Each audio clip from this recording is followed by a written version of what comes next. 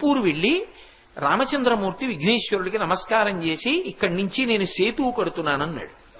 వెంటనే మేనమామ కదా మరి శ్రీ మహావిష్ణువు రామావతారంలో వచ్చారు, మనుష్యుడిగా ప్రవర్తిస్తున్నాడు, అందుకని మేనమామనంటే ఒప్పుకోడు. అందుకని విఘ్నేశ్వరుడు ప్రత్యక్షం అయ్యి అన్నాడు, ఇక్కడి నుంచి కట్టద్దు, ఇక్కడి నుంచి సేతువు కడితే చాలా దూరం అవుతుంది, ఇంతకన్నా కొంచెం దక్షిణంగా ముందుకు వెళ్ళి అక్కడి నుంచి సేతువు కట్టు, కడితే ఇది తిన్నగా లంకాపట్టణంలో రావణాసురుడి అంతఃపురం ముందుకెడుతుంది, నీకు కష్టం తగ్గుతుంది, దూరం తగ్గుతుంది, లంకాపట్టణం యొక్క కీలకమైన ప్రాంతానికి సేతువు చేరుతుంది, అందుకని అక్కడి నుంచి సేతువు కట్టన్నాడు. అక్కడి నుంచి రాముడు సేతువు కట్టి ప్రయాణం చేసి వెళ్ళాడు. కానీ విఘ్నేశ్వరుడికి తర్వాత దేవాలయం కడదామని ఎందరో ప్రయత్నించారు. కానీ అక్కడ గుడి కడదామన్నా, గోడ కడదామన్నా, తలుపు పెడదామన్నా ఆయన ఒప్పుకోడు, విఘ్నం వస్తుంది. ఎందుకని అంటే చాలా మందికి కలలో కనపడి చెప్పాడు, నా మేనమామ